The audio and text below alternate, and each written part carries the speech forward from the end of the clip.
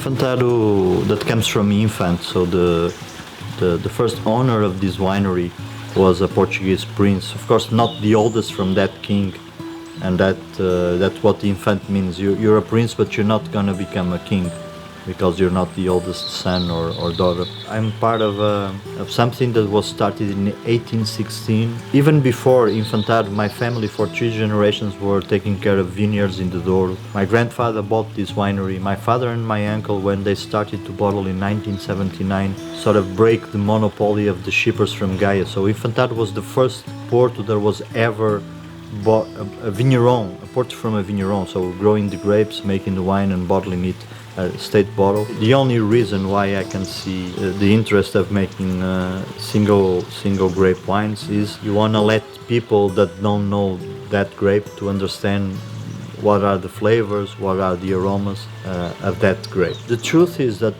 a blend, just the idea that a little bit more acid, a little bit more alcohol, more freshness, more concentration, that you can easily understand that when you have so many different grapes in your vineyard you make a balance. That I think that's what wine is about, right? Wine is about balance and freshness, and you can have that much more easier in a vineyard that has 20 grapes than in a vineyard that has 1. Douro is a wine is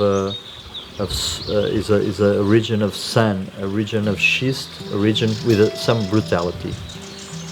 We can make wines in the Douro that have finesse, but probably not so much elegance. You know, a guy says, "I'm gonna make the best wine list of wines of Portugal in the world." The Fat Rice restaurant is maybe, I don't know, 100 square meters, and then he has 200 square meters of caves where he ferments things, he dries cod, he does all his chilies. I mean, Abe Colum is a chef that goes through a lot of work to create a mix between Macaís and Portuguese food.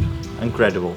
Your friends, the food, how you feel in that day, and a certain sense of reunion, of friendship, of emotion that flow on the table. So that will be the 4 things that are important: energy, friends, food, and moods would be the things that describe wine for me. I'm a defender of artisanal wine. I mean, all wine in the world today nobody makes bad wine, but a big part of the wine made in the world today is industrial. A few years ago you would distinguish between good and bad wine. Today there is no bad wine, everything is drinkable, and for a lot of people everything is enjoyable.